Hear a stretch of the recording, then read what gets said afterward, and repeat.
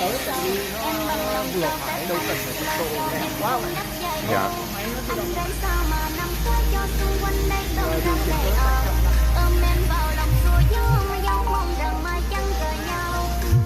trọng là tải về điểm đấy chạy ngàn, chạy mà 6% thôi, không cần thiết là phải riêng lớn Vẫn được. đúng không? Nhiều khi não thì cũng kịp nữa, không cần thiết phải chạy đó đâu, nó đi rất khỏe, đâu cần thiết phải vậy đâu.